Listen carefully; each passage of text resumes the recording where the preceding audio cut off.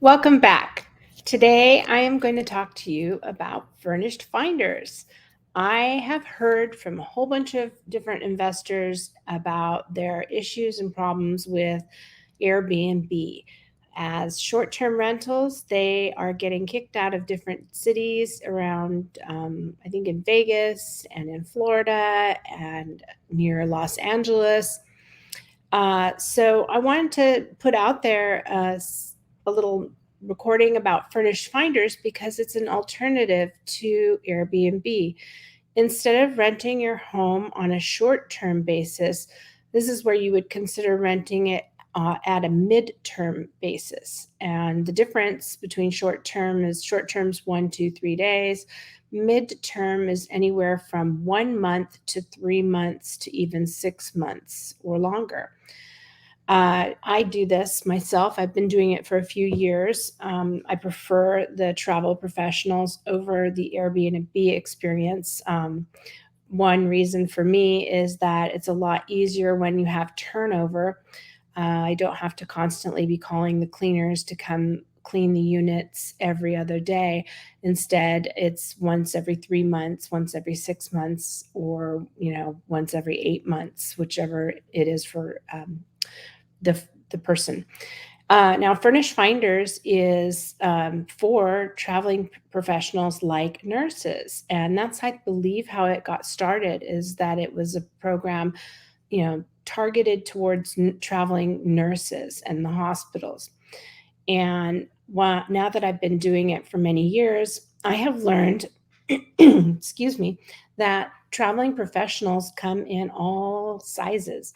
I have had nurses, I have had physical therapists, I have had x ray technicians, and I even had Santa Claus. I know this is crazy, but our local mall had a need for a Santa Claus for the season, and he rented from me. And then I have also had people who work for the electric company who inspect electric lines. So sometimes construction companies will need a place for their people if they're doing a project or job in another town. So if you have a listing and you have a hospital nearby, or you have a college nearby or a university, those are wonderful places to be because I have even rented to students getting their master's degrees for months at a time. And it's just been a really nice experience for me. So, with that, let me give you a little tour of what it looks like. And here we go. This is the dashboard of the Furnished Finders unit. And I'm looking here at Gilroy, California.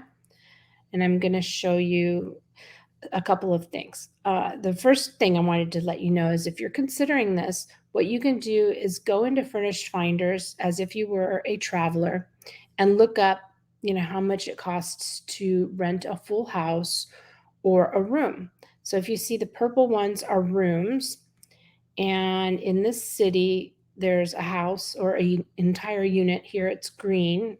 And when they say an entire unit, it could be an in law suite or it's a condo. This one's a condo.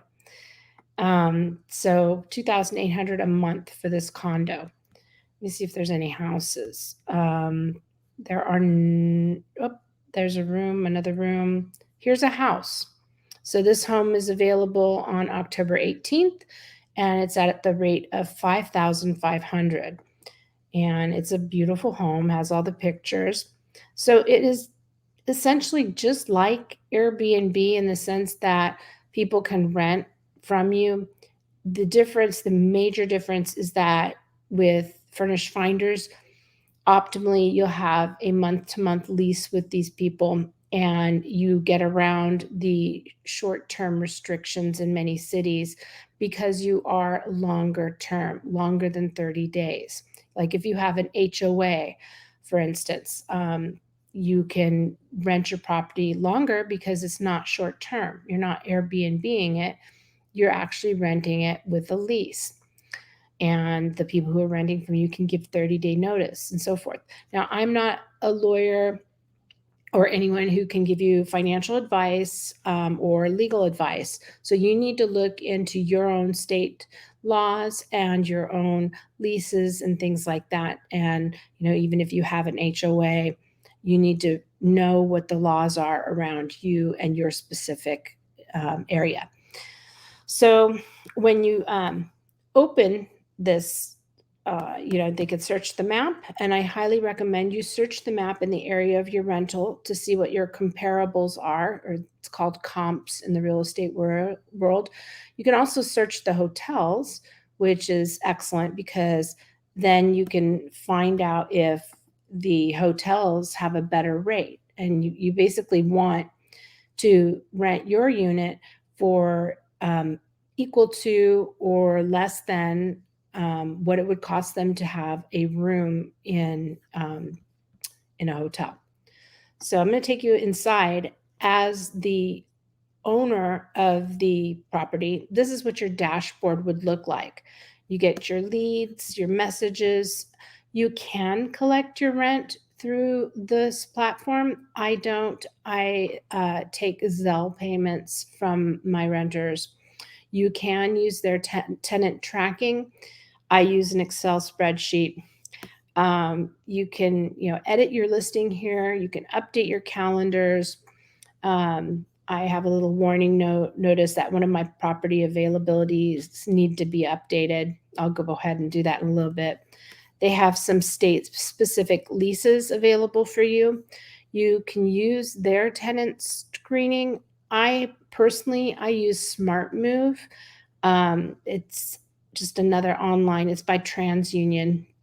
That's the one I prefer because I started out with Furnished Finders long before they actually started.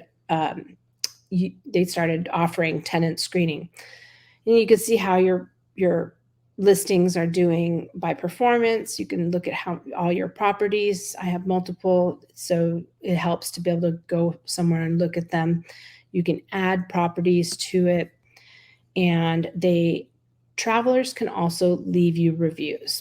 And there's also a landlord tips ebook here at the bottom. So it's really a useful tool, and it's much better than listing your home on Craigslist. I've gone through that. That's actually how I started when I started house hacking my home way back in probably about 12 or 13 years ago. And I found that Furnished Finders was the nicest thing. Another great thing to know about many of the healthcare traveling professionals is that they are already usually screened with a background check. That does not mean their credit is screened, but usually they're not criminals because hospitals screen them prior. That's just kind of a handy fun fact that I learned. And it gives you a little peace of mind knowing that who you're renting to is not somebody who has a record of any kind. So I hope this helps you. And I hope that if you're on the fence about whether or not you need to sell your listing now in this market, you now have another opportunity and another avenue where you can choose to list your property, and that you can, decide that, you could keep it. A lot of people are really struggling with this and what to do with their properties that where they've been banned. So I hope this helps somebody out there. If you have any questions, leave me a comment down below, and you can, follow and subscribe. I love these kinds of questions and these kinds of discussions. Let me know what's on your mind. Thank you, and I hope you have a wonderful day. Bye.